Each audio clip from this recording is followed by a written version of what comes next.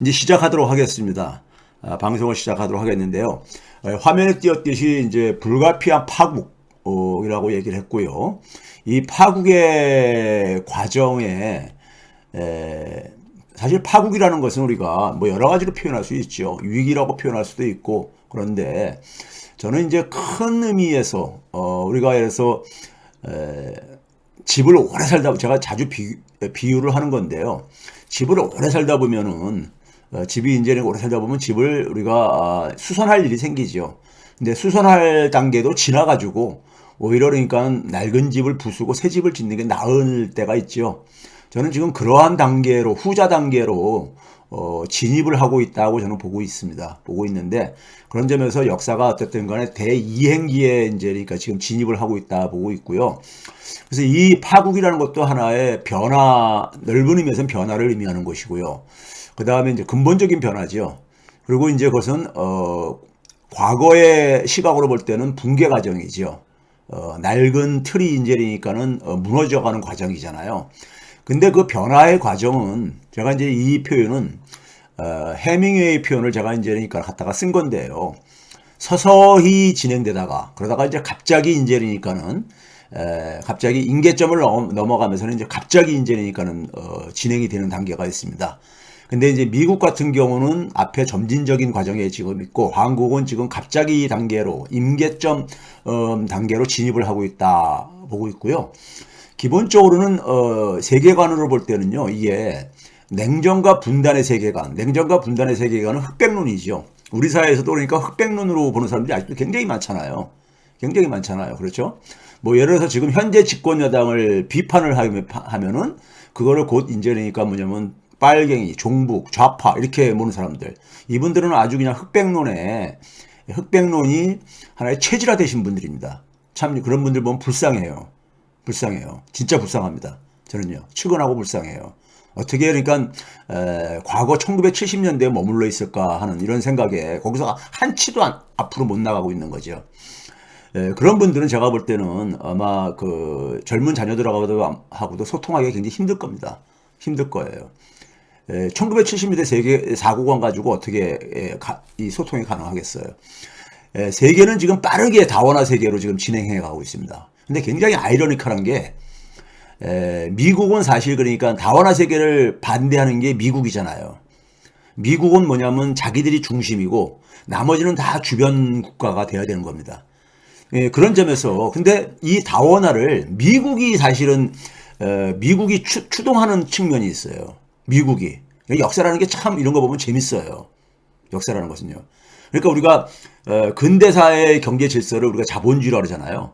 근데 이 자본주의는 그 이전의 사회인 봉건제가 잉태를 했습니다. 봉건제가 잉태를 했어요. 그러니까 자기의 그러니까 어떻게 보게 되면 자기를 죽이는 자기의 수명을 그러니까 끊어버리는 자본주의를 봉건제가 잉태를 합니다. 잉태를 했듯이 그런 점에서 굉장히 역사라는 것은 아이러니합니다.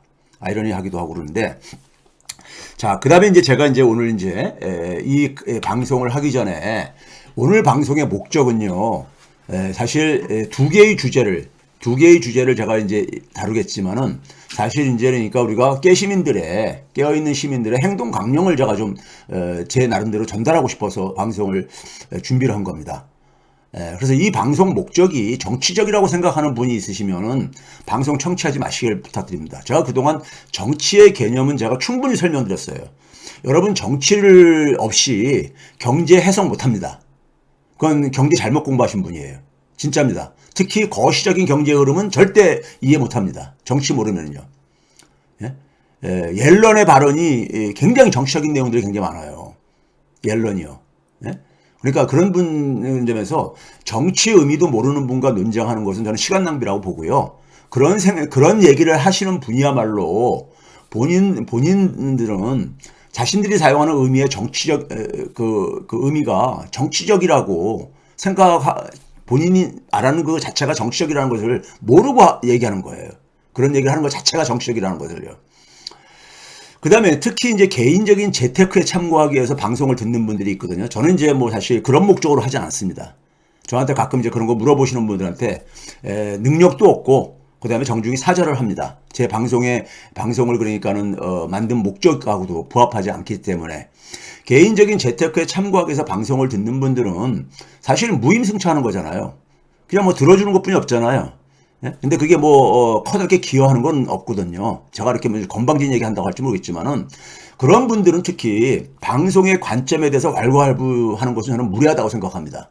본인이 선택할 수 있잖아요. 본인이 그러니까는 뭘 하지 말아라 주문할 저는 권리 없다고 봅니다. 본인이 선택하는 거니까요. 저는 이 방송을 최백은 TV를 개설한 이유가요. 꽤 시민들이 저한테 요청이 있었어요. 요청이 있었습니다. 경제를 보는 그러니까는 이 시각을 좀 이제 시야를 좀 넓혀달라고 해가지고 그래서 제가 개설을 한 겁니다. 그래서 우리 사회 꽤 시민들은 그러니까 자기 개인의 삶에 대해서 그러니까 무관심한 사람은 없죠. 그렇지만 사회가 건강한 사회 없이 개인의 삶이 그러니까 우리가 개인의 삶의 평화라는 것은 저는 불가능하다고 보는 사람입니다. 그래서 우리가 사회적 동물이라고 제가 항상 얘기하잖아요. 사회적 동물이라는 것은 우리 사회에 대한 그러니까는 관심을 가져야 될 의무가 있고 우리 사회에 대해서 그러니까는 사회 문제에 대해서 참여할 권리가 있는 겁니다. 의무가 있고 권리가 있는 거죠. 그래서 우리 사회 공동체의 미래를 고민하는 분들과 생각을 공유하고 그리고 그것을 위해서 본인이 가진 정보를 공유하기 위해서 만든 방송입니다. 그래서 저는 방송하면서 구독이나 좋아요 눌러달라는 이런 얘기를 안 하지 않습니까? 제가요. 다른 유튜브에서 많이 그런 얘기를 하고 그러는데 저는 그런 얘기 안 합니다. 본인이 필요해서 선택을 하는 거기 때문에요. 그리고 본인이 필요 없으면 선택 안 하면 되는 거예요. 근데 저에 대해서 그러니까 왈가왈부 그러니까 제 관점을 제가 지금 교수 생활만 선생 생활만 33년 하는 사람입니다. 근데 저에 대해서 제 관점에 대해서 저는 학문적인 하나의 근거를 가지고 하는 거예요. 그냥 하는 게 아니라요. 근데 저에 대해서 그러니까는 왈가왈부 하시기 전에 본인이 그러니까는 제 방송을 그러니까는 선택을 안 하시면 되는 겁니다.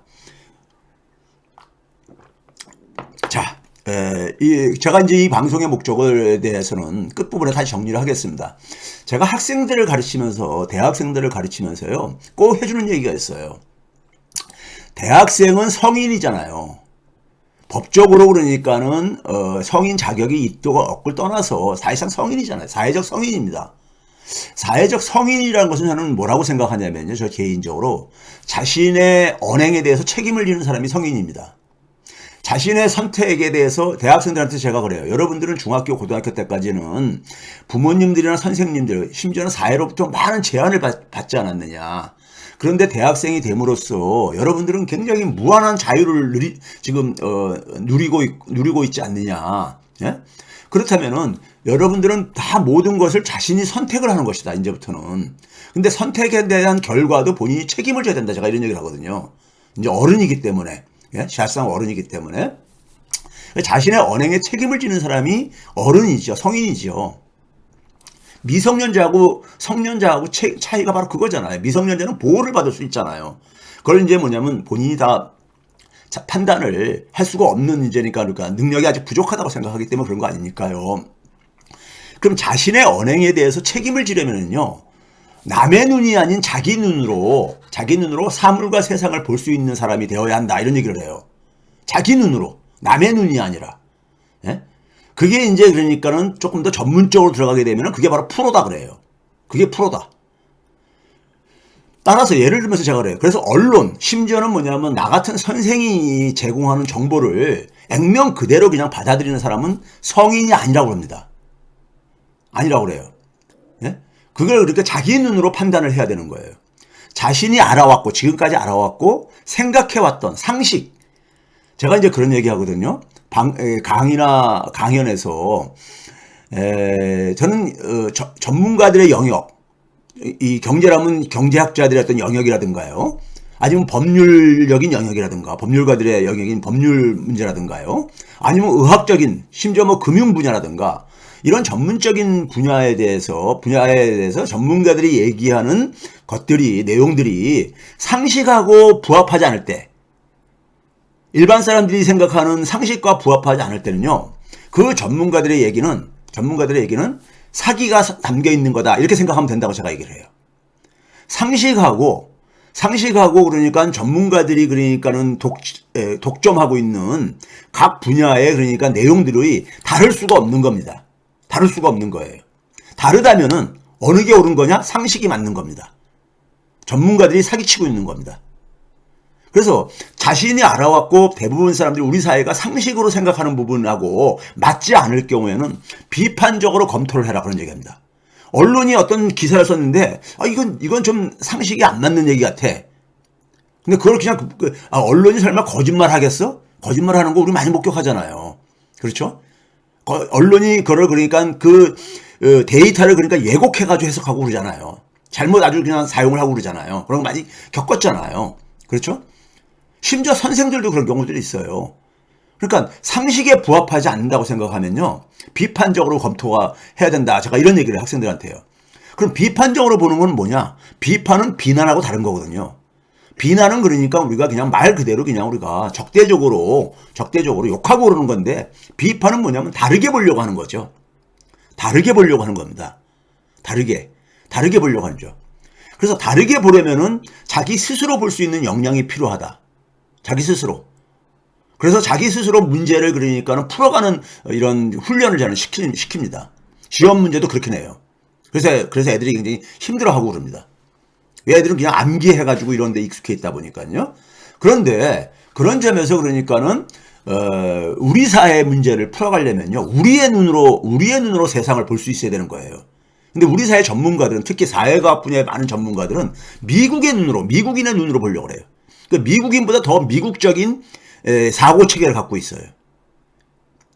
그러다 보니까 우리 사회가 선진국으로 제대로 진입을 못하는 겁니다. 자, 그런 이제 의미로 제가 이제 시작을 이제 열겠습니다. 제가 이제 앞에서 주제를 잡으면서 해밍웨이의 그러니까는 그 글을 인용을 했다 그랬는데요. 해밍웨이가 뭐 20세기 초중반에 활동했었던 하나의 우리가 이 문화 거장이잖아요. 예, 거장인데 이 해밍웨이 책 중에 여러분들도 뭐 알고 있는 분들도 있겠지만 맨 밑에 있지만은 태양은 다시 떠오른다. 우리말로는 이렇게들 많이 번역을 하더라고요. The sun also rises 해가지고 태양은 다시 또한 태양은 또 떠오른다. 그렇죠. 태양은 뭐 매일 떠오르죠. 그렇죠. 근데 거기에 이제 이렇게 나오는 대사가 이제 최근에 이제 그러니까는 주목을 끄는 게 있습니다. 거기에 이제 뭐냐면은 그 빌하고 마이크하고 아마 거기 이제 대화하는 구절로 기억이 하는데, 빌인가가 이제 그렇게 얘기죠. How did you go bankrupt? 어떻게 파산했느냐? 너 어떻게 파산을 했어? 그러니까 two ways. 두 가지 이 과정을 거쳐서 파산했다면서 처음에는 gradually. 점차적으로, 서서히 그런 말이죠. 그러다가 갑자기 파산으로 진입했다 이거죠. 이 말을 보면서 역시 거장들은 우리가 모든 분야의 전문가들은요, 궁극적으로 다 만난다 그러거든요. 그래서 제가 공자의 논언과 어디에 좋아하는 표현 중에 일이관지라는 말이 있습니다. 하나를 꿰뚫으면 모든 것을 알 수 있다. 이런 거죠. 그러니까 모든 것을 적용할 수 있다 이런 얘기인데, 그러니까 전문가들은 그러니까 궁극적으로 다 그러니까는 만나는 지점이 있다 하는 것은 그게 바로 이제 진리에 대한 단계죠. 그런 점에서 소설가도 그러니까는 마찬가지구나 하는 생각이 들었어요. 사물의 변화는 다 이런 과정을 거치죠. 사물의 과정은요. 지금 그러니까는 미국이 지금 그러니까 냉전 질서를 만들고 있잖아요. 자기가 만들었던 WTO 체제를 스스로 파괴하고 있잖아요. 말은 갖다가 안보를 갖다 붙이지만은 반도체가 그러니까는 이 중국의 그러니까 군사 무기에 반도체가 나올 때부터 반도체는 군사 무기에 적용되는데 무슨 새삼스럽게 그런 얘기를 해요. 그렇죠? 그러니까 소위 말해서 그러니까 냉전 질서라는 것은 상대방을 부정하는 거거든요.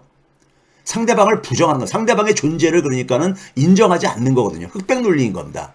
상대방은 그러니까 악마고 상대방은 적이고 이렇게 설정하는 게 냉전인 거잖아요. 냉전 질서잖아요. 그렇죠? 그러면 근데 이제 문제는 뭐냐면은 지금 굉장히 다원화가 되고 있는데 서로가 상대를 인정을 해야죠. 인정 속에서 협력을 해도 지금 굉장히 많은 문제를 협력을 통해서 풀어가야 되는데 이거를 그러니까는 상대를 인정하지 않고 상대를 그러니까 기본적으로 죽이겠다고 하는 거잖아요. 그럼 상대방이 그러니까는 죽으려고 하겠습니까?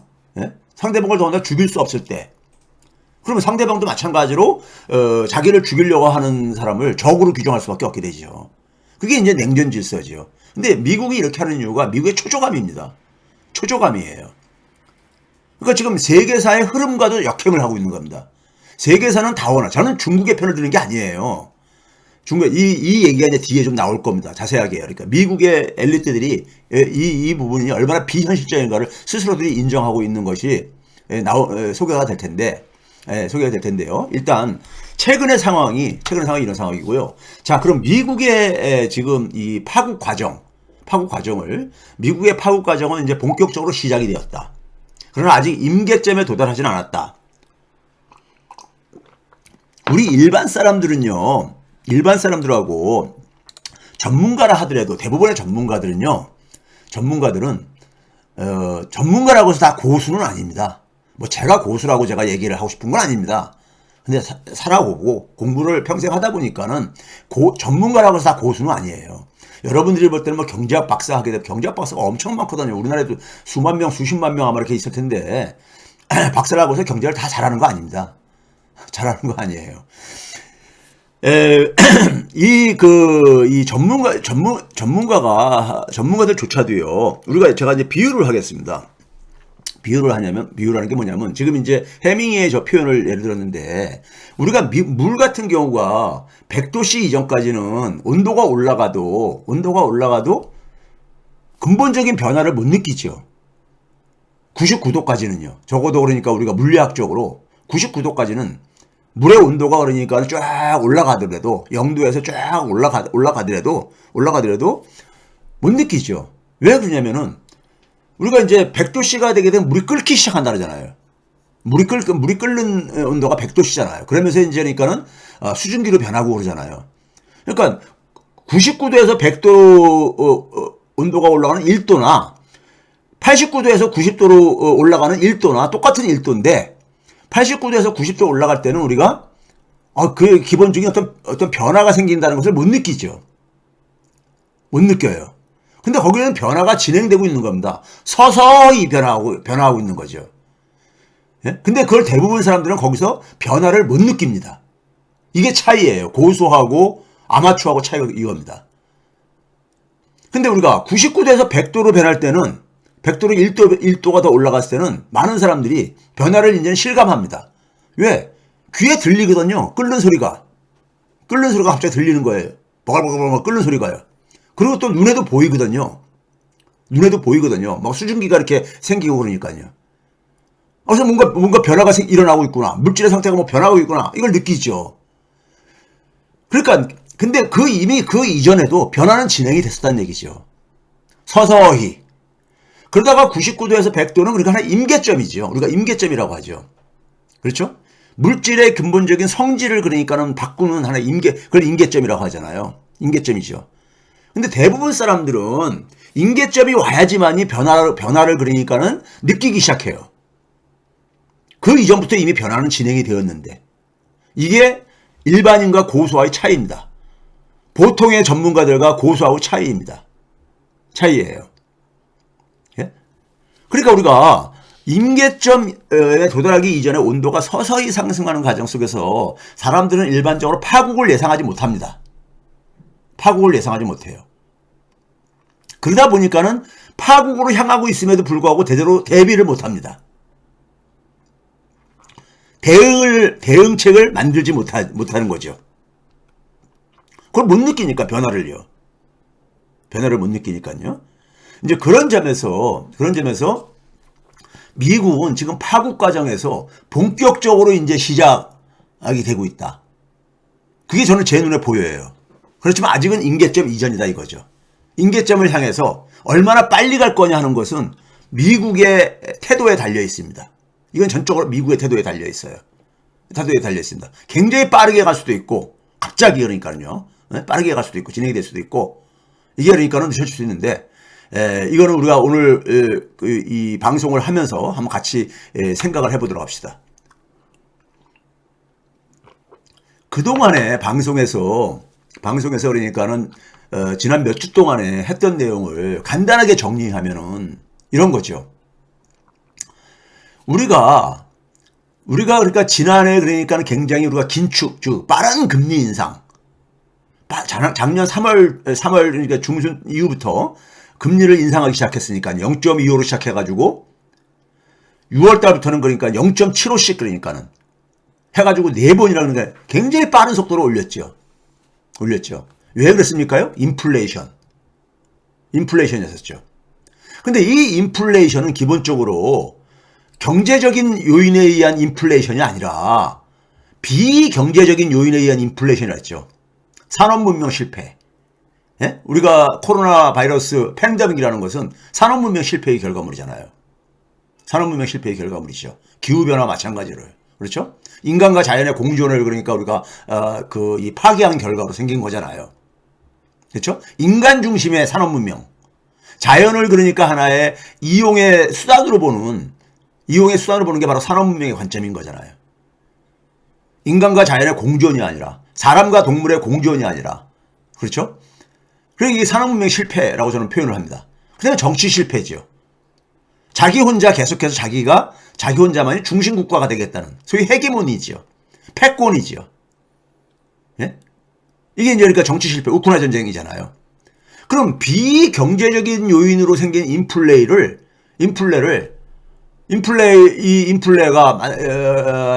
플러스 뭐까지 생겼습니까? 이런 산업문명 실패와 정치 실패로 해서 실업이 급증했잖아요. 우리가 그래서 코로나가 창궐하면서 사람들이 활동을 못하니까는 실업이 급증했잖아요. 그리고 활동을 못하니까 소비 지출도 급감했잖아요.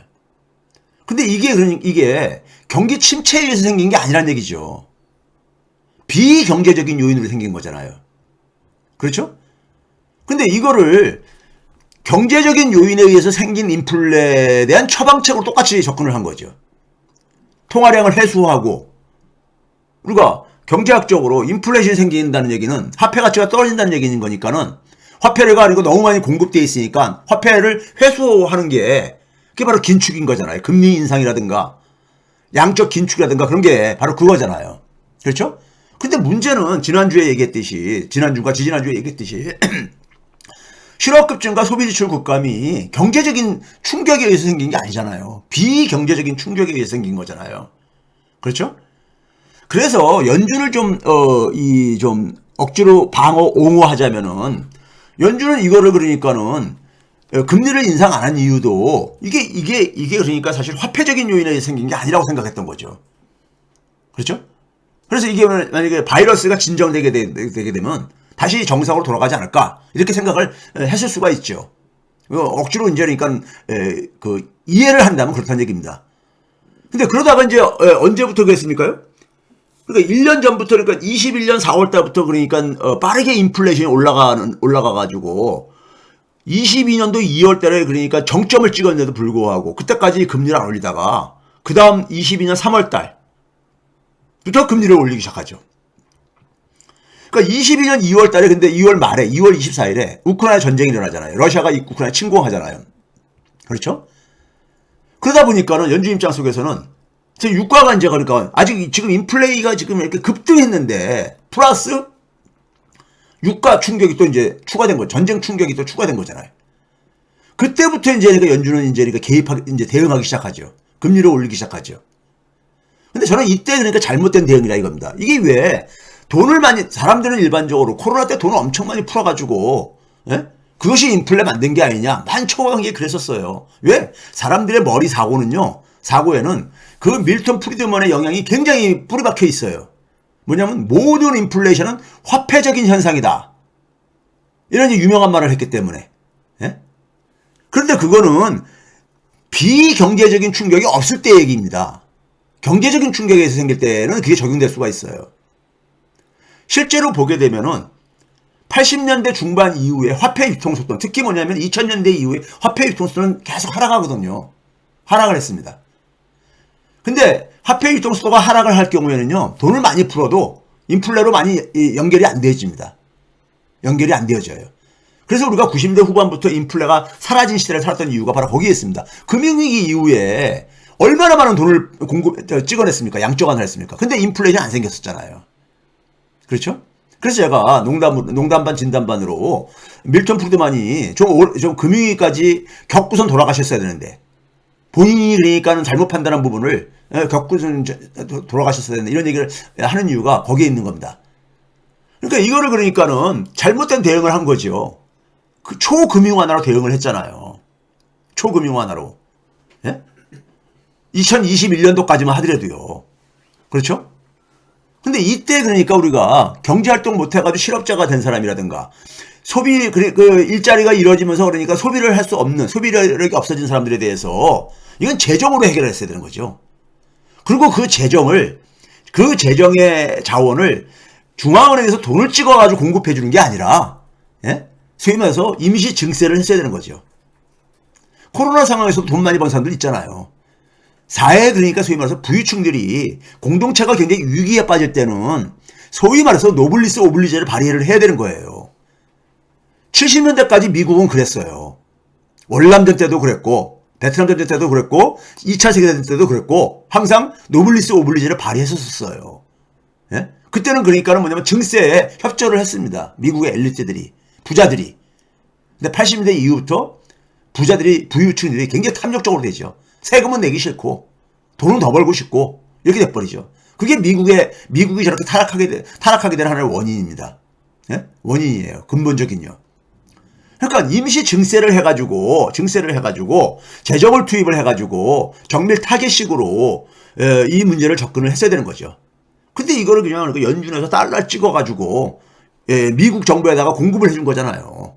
예? 공급을 해준 거잖아요. 그러다 보니까 인플레가 더 악화된 거죠. 비경제적인 요인으로 인플레가 생긴 데다가 거기다가 화폐적인 것까지 그러니까는 추가로 그러니까는 불에다가 그러니까 기름을 부은 거니까요. 전쟁으로 인해서 또 인플레도 악화되고요. 그러다 보니까 뒤늦게 공격적으로 긴축을 한 거죠. 공격적으로 금리 인상을 한 거죠. 그러다 보니까 금리가 인상되면 채권 가격은 반대로 움직이잖아요. 예?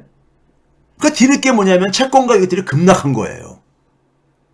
그래서 제가 지난해 내내 그러니까 국채를 주목하라는 것은 모든 채권의 기본이 국채니까는 미국채의 가격이 굉장히 하락하기 시작하는 것을 저는 주목을 했거든요. 네? 미국채 가격의 하락이요. 미국채 수익률이 상승하는 거를요. 예? 그래서 작년 3월 달부터 그러니까는 시장 가치 액면 가격 밑으로 떨어지거든요. 발행된 미국채 그 가치가요. 그 결과로 작년 9월 말 10월 초에 영국의 연기금 사태가 터진 거죠. 영국에 그러니까 소위 말해서 그 최단명 그러니까 우리가 소위 이 보수당 정부가 붕괴된 거고요. 네? 붕괴되는 사태를 한 50일 안팎에 그러니까 임기 채우고선 사태를 했었잖아요. 그리고 10월 중순에 미 국채 유동성 문제가 터졌던 거죠. 그 연준이 긴급하게 그러니까 개입을 해서 RP 방식을 이용을 해가지고 개입을 해가지고 좀 진정을 시키죠. 진정을 시켰는데 새해가 되면서요. 연준에 그러니까 우리가 인플레이션의 기준을 삼고 있는 소위 근원, 소위 에너지라든가 농산물 가격을 제외한 그러니까 우리가 핵심 코어라고 우리가 영어로 쓰는요. 개인 소비 지출의 증가율이 상승률이 그러니까는 이게 12월 달에 4.6%인데 1월 달에 4.7%로 제가 올해 연초는 잠깐 다시 반등할 거다 그랬잖아요. 계산을 해보니까는 4.7% 반등하고 2월 달에도 4.6%로 그러니까 지금 2월 달 것까지 나왔단 말이에요. 3월 달께 이제 곧 나올 겁니다. 근데 보니까 이게 안 떨어지고 있잖아요. 지난 석 달 동안에 보게 되면 안 떨어지고 있잖아요. 그러니까 뭐냐면 인플레가 장기화될 조짐이 보인다. 이러면서 연준이 그러니까 금리 인상을 계속 해야 된다. 이런 이제 분위기가 형성되어지면서 12월 1월 달에는요. 지난해 12월 달과 올해 1월 달만 하더라도 연준의 그러니까 금리는 그러니까 사실상 끝났다. 이런 바람잡이가 많았었죠. 바람잡이가 12월 달에 4.6%까지 좀 내려가면서 그런 바람잡이가 많았었죠. 근데 1월 달, 2월 달 뚜껑을 딱 열어보니까는 예? 이게 인플레가 예상외로 좀 이게 장기화될 것 같네. 연준도 그러니까 그 속에서 그러니까는 금리 이 행진 멈추지 않았다. 인상 멈추지 않았다. 이런 얘기 보내면서 그러면서 됩니까? 2월 달부터 다시 뭐냐면 시장의 채권의 수익률이 올라가기 시작하죠. 채권 가격이 하락하기 시작했다는 얘기죠. 그 결과가 3월 달에 은행위기죠. 즉 시장의 금리가 그러니까 다시 상승세로 전환되어지면서 전환되어지면서 그러니까는 소위 말해서 경기 침체에 대한 우려가 후하고 그것이 그러니까 직격탄을 맞은 게 소위 스타트업들과 그다음에 스타트업들과 관련된 은행들이었었죠. 그게 바로 실리콘밸리 은행 SVB 사태였었잖아요. 파산 사태였었잖아요. 그렇죠? 우리가 여기까지 이제 그러니까 우리가 대충 봤었던 얘기잖아요. 자, 그럼 그 다음 여기까지 이제 제가 이제 요약을 한 겁니다. 지금까지 방송을 했던 내용이에요. 한번 정리를 한 겁니다. 정리를 한 거고요.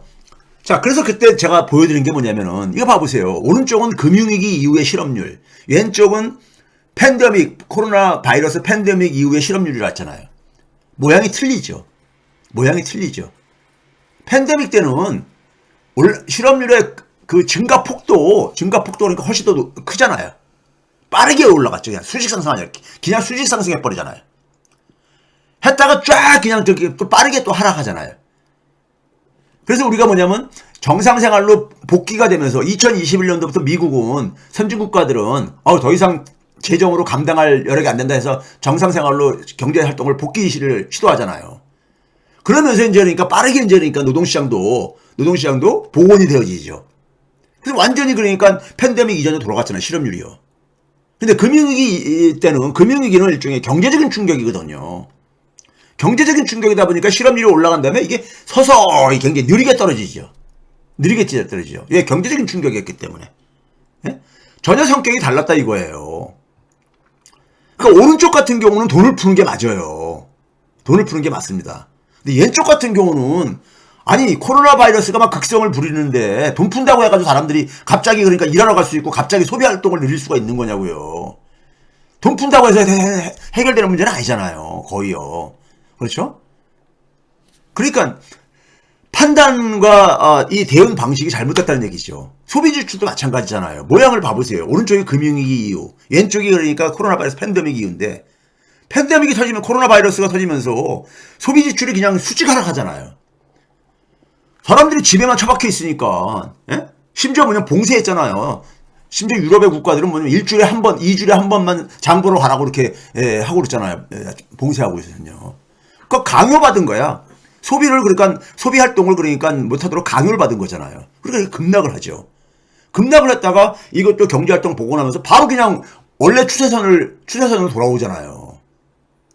오른쪽은 근데 금융위기 경제 충격으로 인해 가지고 소비가 침체가 되면서 회복도 그러니까 안 되잖아요. 느리게 회복되잖아. 원래 추세선으로 복원이 안 되잖아요.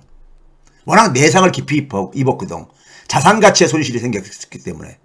주식이라든가 부동산이라든가 자산 가치의 손실이 발생했기 때문에 내상을 입은 거잖아요. 그렇죠? 많은 사람들이 그러니까는 미국의 시민들이 주택을 차압당하고 그랬으니까요. 그걸 자산을 복원하는데 오랜 시간이 걸리죠. 그동안 소비를 못하는 거죠. 그렇죠?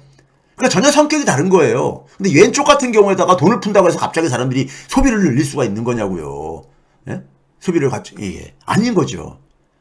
그러니까 우리가 의사가 훌륭한 의사라는 건 뭡니까? 마음씨 좋은 의사가 아닙니다. 마음씨 좋은 의사는 그냥 기본적인 거고 필요 조건이고 충분 조건은 뭡니까? 환자가 어디가 아픈지를 정확히 진단을 하고 그 환자의 그러니까는 그 병을 치료할 수 있는 능력 있는 사람이 훌륭한 의사인 거죠. 환자의 고통을 없애줘야죠. 그럼 정확하게 진단을 해야 되는 거예요. 먼저. 근데 진단이 잘못되게 되면 거기 처방이 오히려 고통이 될 수 있죠. 엉뚱한 데를 가니까요. 제 선친이 그렇게 미국에서조차도 그렇게 엉터리 진단으로 인해 가지고 돌아가셨거든요. 처방을 잘못해가지고 상당히 오랫동안 고생하시다가. 제가 그래서 미국 대형 병원들도 이게 한계를 제가 다시 아주 그냥 철저하게 제가 경험을 했죠.